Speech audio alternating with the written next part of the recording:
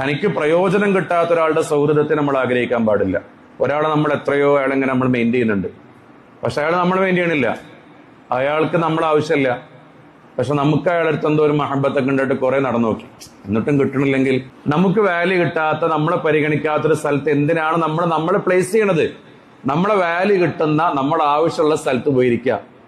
നമ്മളെ ആവശ്യമില്ലാത്ത, നമ്മളെ പരിഗണിക്കാത്ത സ്ഥലത്ത് പോയിരിക്കാതിരിക്കുക എന്നുള്ളതാണ് ചെയ്യാൻ പറ്റുക. അതാണ് ഷാഫി ഇമാം പറഞ്ഞത്.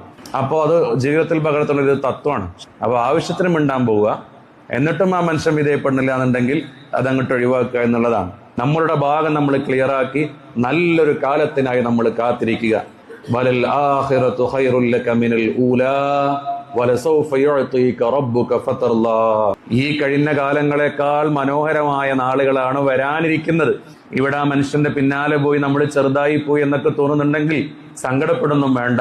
അതേ ദുനിയാവിൽ നമ്മൾ ആഖിറത്തേക്ക് വേണ്ടി ആ മനുഷ്യനെ ഒന്ന് പരിഗണിക്കുന്നതിന് വേണ്ടി പോയി ഒന്ന് താഴ്ന്നു കൊടുത്തതാണ്. വലസൗഫ യുഅതീക റബ്ബുക ഫതർലാ.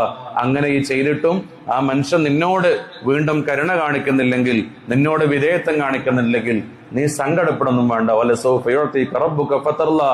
മനോഹരമായ ലോകം വരാനില്ലേ?